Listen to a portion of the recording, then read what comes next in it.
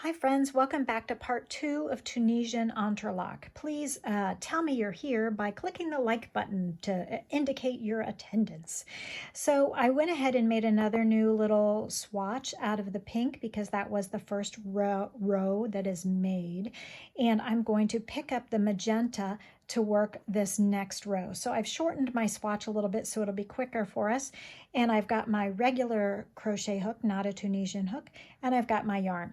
So I know that this is the right side of my work because the tails are over here.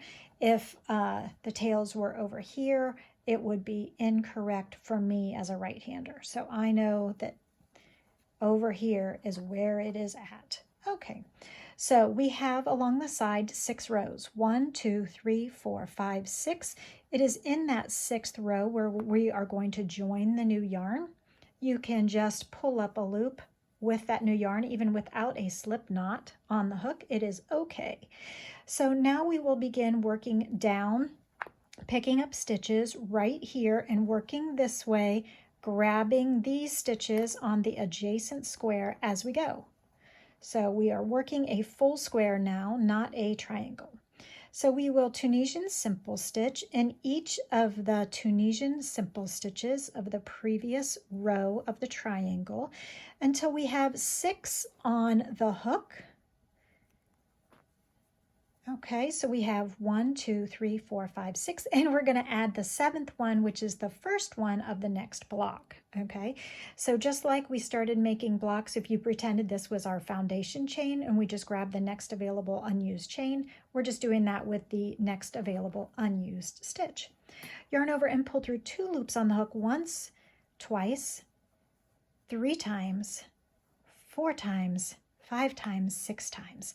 So I will tension that up nicely again, and we will continue working the magenta square. If you missed part 1, go ahead and go look at that first so that you're not like, what the heck? So anyway, we are going to continue by making 4 more rows of this Tunisian simple stitch, 7 stitches at a time, pulling up as if to Tunisian simple stitch, 1 in each bar across. Then when we have 6 bars pulled up, 1, 2, 3, 4, 5, 6, we know it's time to take the next available unused stitch on the adjacent block. Then yarn over and pull through 2 loops on the hook. Remember, we do not do a yarn over and pull through 1. On this pattern, every single time we will yarn over and pull through 2. That by pulling one up in the next available stitch or chain, it kind of counts as that yarn over pull through 1 action. So it is a little confusing, but you totally can do this. 1, 2, 3, 4, 5, 6. Crochet is such a relaxing and valuable use of our time that this would make an excellent blanket, and I find Tunisian crochet in particular very relaxing and rhythmic. I love the return pass. This little backward motion is so much fun, and even though it uses a lot of yarn, it's really fun and feels quick because you can make these blocks so fast. And you only need a regular hook because you only have at most 7 loops on your hook at any one time. So when we have the 7 loops, we're going to yarn over and pull through 2 loops on the hook all the way across. When we have the 5 rows, do I have all 5? 1, 2, 3, 4. Nope, let's do one more. When we have the 5th row, then we will bind off with slip stitch like we did on the first set. It's kind of a row, but a big row there. Grab the next one, yarn over and pull through, pull through, pull through, pull through 2, pull through 2, pull through 2. Now we will bind off this square by slip stitching simple stitch wise. So insert your hook, simple stitch wise, grab the yarn, pull it through that stitch and through the loop on the hook. Simple stitch wise, grab the yarn through that stitch and through the loop on the hook. We are just slip stitching, and the method of where we're putting the hook is what makes it different than a traditional crochet slip stitch. Now we will go ahead and slip stitch in the last loop anchored. Okay, just like we did on the previous set. Look how pretty that is. nice and flat. The tension is really good. So looking at the next block, we're going to not work in the top 2 loops like you would with traditional crochet. I'm going to go ahead and Tunisian simple stitch in each of the vertical bars across, taking care to pick 1 up in each loop. When I have 6 loops on the hook, 1, 2, 3, 4, 5, 6, we know it's time to grab the next available one on the adjacent piece, which happens to be the triangle at this point. Yarn over and pull through 2 loops on the hook. So much fun. I'd like to give a shout out to my channel members. Thank you so much. So the next row, we're just continuing to make a square by pulling up Tunisian simple stitch, 1 in each. Channel members have access to the emojis during the live streams, and sometimes they get some extra messages from me in the community channel that's directed right to them. 1, 2, 3, 4, 5, 6, 7. The community tab, rather. Yarn over and pull through 2 loops all the way across. Okay, here we go. Are you having fun with this? Tell me what you'd like to do with this. Tell me how this inspires you. 1, 2, 3, 4, 5, 6. Single crochet, pull up a loop in the next available stitch or space. Yarn over and pull through 2 loops on the hook all the way across. We will do this for 5 rows. We now have 1, 2, 3, so we've got 2 more to go. Okay, this is how it's working out. I love the geometric and neat and tidy ness of the stitch pattern. It is really satisfying to me to see the stitches so neatly worked up. That's often why you guys see me working with solid colored yarns and smooth yarns most of the time, 3, 4, 5, 6, 7, because I love stitch definition. I love being able to see the stitches. That's what crochet is all about for me. I love the stitches, 1, 2, 3, 4, so got 1 more to go. And so when we have eyelash yarn or super fuzzy yarn or pom-pom yarn, while it's a lot of fun, you can't see the stitches, and that makes me sad because the stitches are my favorite part. 1, 2, 3, 4, 5, 6, 7. If you can't see the stitches, then it's a big blob. Not that it's an ugly blob, it could be a really beautiful blob, but still, it could be any stitch pattern and no one would know. 1, 2, 3, 4, 5. So it is time to bind off with slip stitches as if to Tunisian simple stitch all the way across.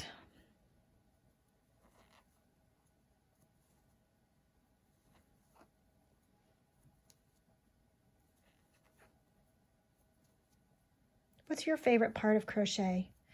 Is it the picking colors? Because we're certainly doing that today. And then on this one, we will slip stitch in the last, it actually shows, yeah, we're going to go ahead and slip stitch in the last stitch instead of the last one used, just to fasten it off there. So pretty, okay? Just to kind of even it out. Now we're going to cut this one. Remember that all these Tunisian rows are worked on the right side, so if I want to add a new color, I am going to have to tie off the old color no matter what and join the new color over here. The back side is looking like this right now. Looks like garter stitch, just like Tunisian crochet does. And I will grab the blue. Okay, so the blue is another triangle row. Starts with a triangle like the pink did. All right, we're ready to join the blue in the same spot where we joined the pink, the 2 pinks, so that all of them come together in one nice little point in the triangle. So I'm grabbing the yarn. I don't even have a slip knot on it. I'm just going to pull it through to the front of the fabric. I'm going to chain 2, 1, 2. I'm going to draw up a loop in the first chain from the hook, or the second, like not this one, you can't really pull it up in that one, but the next one. So it's sort of the second chain from the loop, from the hook. And then pull up the loop in the side of the next magenta stitch. So there are now 3 loops on the hook. Got it? You see it? Yarn over and pull through 2 loops on the hook twice. Okay, so we're going to then increase like we did on the previous pink triangle by placing the hook in between. Okay, do you see what's going on here? So we have first vertical bar is on top, stacked on top of the first vertical bar of the first row. Then here's the next vertical bar. So we're going to increase by placing a loop right in here, and then we'll pull up a loop in the actual next vertical bar and in the next stitch. So that increases. So in between, then in the next stitch, simple stitch wise, and then in the next available unused stitch on the next adjacent square. Yarn over and pull through 2 loops on the hook until you are down to just 1. Now we will increase again. So this first loop stacks on top of that loop. We will increase by putting the hook in here. Then we will pull up this loop, that loop, and one on the next available space. So there's my increase. Do you see it? So this is Tunisian crochet. So I've just increased in the space. I've increased, or regular 1 for 1 in the Tunisian simple stitch in the next stitch, and then pull up 1 in the next available unused stitch on the adjacent square. We now have 5 loops on the hook. We're going to yarn through and pull through 2 loops all the way across. Okay, increase and then even across.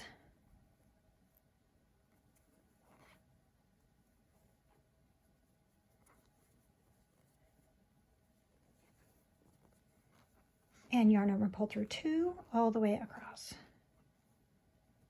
Oops, I dropped one. Pulled through too many. It's all right. It's just yarn. Need 1 more. We're going to pull up a stitch. Oh, I'm sorry. Increase. Increase in between. Pull up a bar in each simple stitch across so that we will have 1, 2, 3, 4, 5, 6, and the next available unused loop on the next one. We have 7. We know we're done. We've done our final row when we get to the number 7. Yarn over and pull through 2 loops on the hook until 1 loop remains. Okay, then we will slip stitch in pattern with the Tunisian simple stitch, slip stitching in each stitch. Don't increase, but just do 1 for 1, binding off with simple slip stitch as if to simple stitch all the way across. Okay, and then slip stitch where the final one anchored. Okay, the next block we will Tunisian simple 1 for 1 in each of the next vertical bars. 3, 4, 5, 6,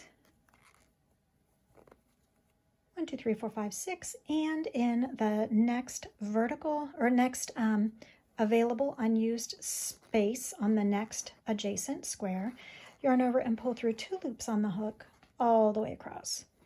I can feel my hook grabbing just a little bit. It's the humidity in the house, and it's also probably a little bit of tension.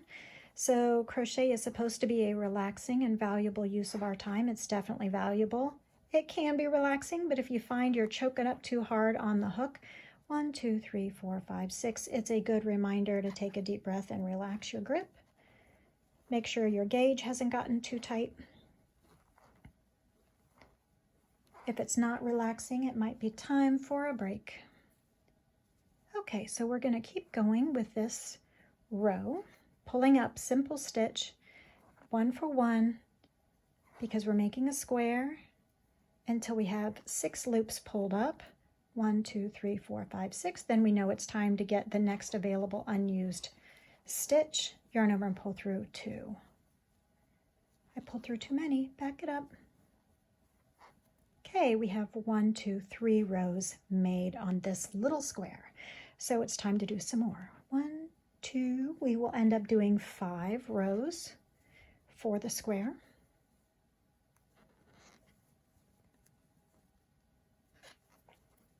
1, 2, 3, 4, 5, 6, 7. I don't really mind counting on this one because it's only 7.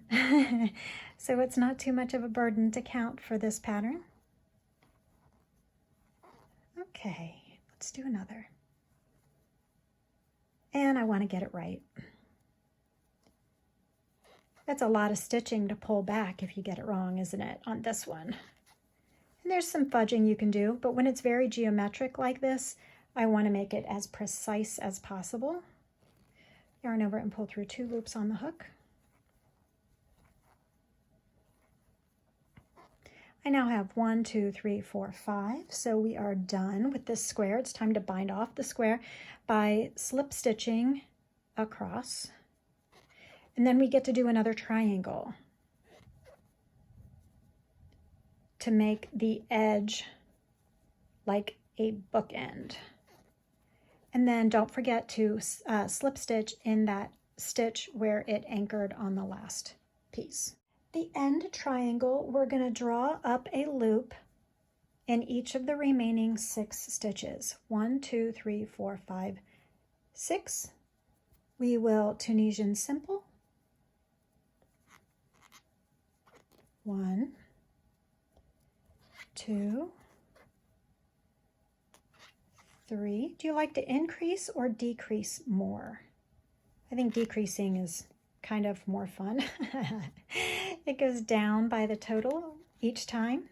And then grab that last, pull up a loop in the last remaining, I would say unused loop, but it's actually used loop. So at the beginning where everything anchored in the same spot, we're going to anchor everything in the same spot over here with 1 more loop. So there will be 7 on the hook. 1, 2, 3, 4, 5, 6, 7. Okay. Yarn over and pull through 2 loops on the hook. Anyway, decreasing is fun because every subsequent row is 1 fewer stitches. So we will just Tunisian simple stitch. This time we will pull up 5 loops. There will be 6 loops on the hook instead of 7. So 1, 2, 3, 4, 5, 6. So on the next row I know there'll be 5. Yarn over and pull through 2 loops on the hook all the way across. Okay, pull up loops all the way across, but we're stopping short by 1. Now there are 5 loops on the hook instead of 6, so on the next row I know there will be 4. Yarn over and pull through 2 all the way across. 1, 2, 3 on the hook, 4th one here. Yarn over and pull through 2 loops on the hook. Oh, wait a minute, back up. I wasn't paying attention. Let's pay attention. Yarn over and pull through 2, yarn over and pull through 2, yarn over and pull through 2. Okay, we're right on track. 1, 2. We have 3 on the hook. Yarn over and pull through 2, yarn over and pull through 2. Pull through 1. We have 2 on the hook. Yarn over and pull through 2.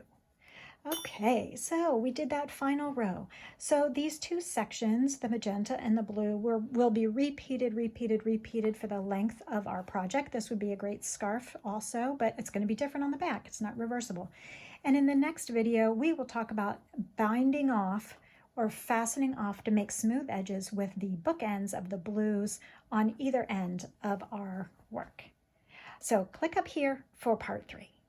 Click up here for part 1 if you missed it. Thanks. Bye.